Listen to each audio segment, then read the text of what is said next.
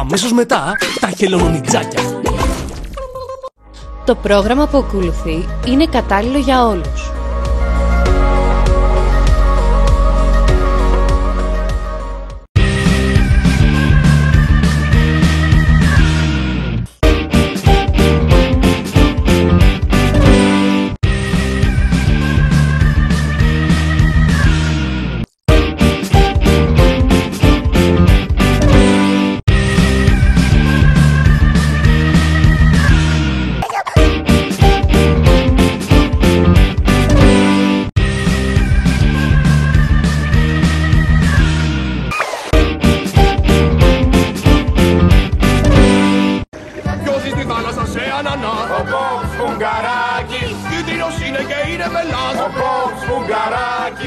Μπόμπς Φουγκαράκης, το Σαββατοκύριακο στη 1:30 το μεσημέρι.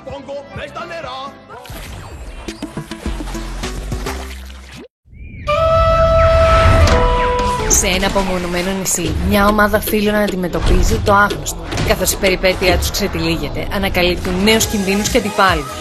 Θα καταφέρουν να λύσουν τα μυστήρια του Rock Island και να εντοπίσουν το χαμένο θησαυρό. Μπες και εσύ στον κόσμο των Rock Island Mysteries.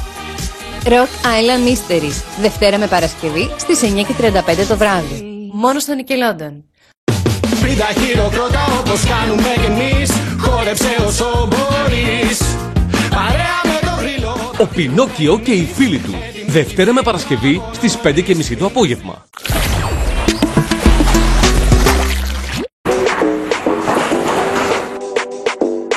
Γεια σας φιλαράκια, ακούστε με καλά.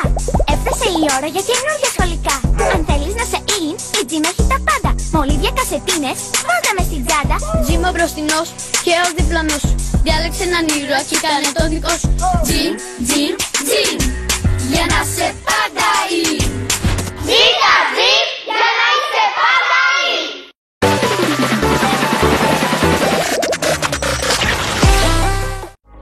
Το πρόγραμμα που ακολουθεί είναι κατάλληλο για άνω των 8 ετών.